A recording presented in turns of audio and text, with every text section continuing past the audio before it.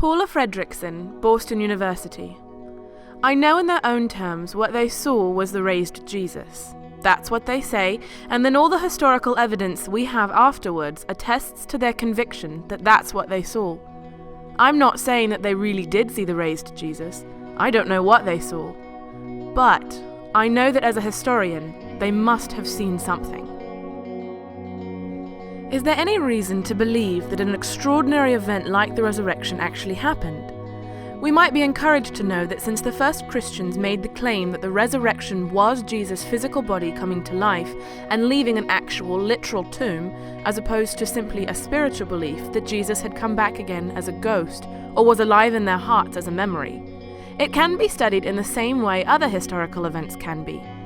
Like Hannibal's invasion, complete with the elephants, Napoleon's defeat at Waterloo, or the Broncos being crushed by the Seahawks in Super Bowl 48. Historical research is well respected, even though, unlike scientific research, you cannot place historical events under a microscope or contain them to a lab. Historians put reports together from written sources and eyewitnesses, or anything else that was known from the time and place of the events, to reach reasonable conclusions about what may have actually happened. While many pieces of evidence can be used to point to the reality of Jesus' resurrection, we will focus on three.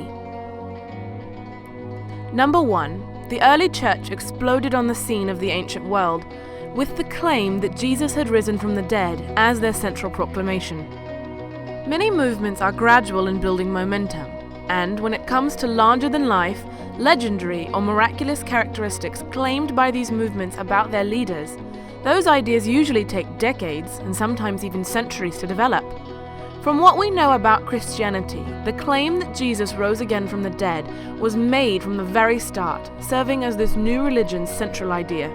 A passage that is thought to reflect the very earliest Christian belief, a founding Christian leader writes, "I want to remind you of the good news I proclaimed to you.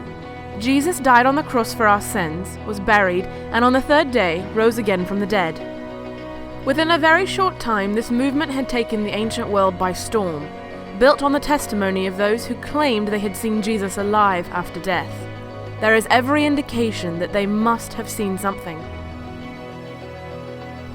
Number 2, the earliest followers of Jesus claimed to be eyewitnesses to Jesus' resurrection and went to their deaths proclaiming it.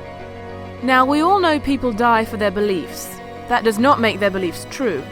But one thing it does for all of them, it is a very strong indicator that they believed what they were saying. It's been said, liars make lousy martyrs. The early followers of Jesus claimed first to have seen Jesus die and rise again from the dead. Their deaths are an indication that they certainly believed they had.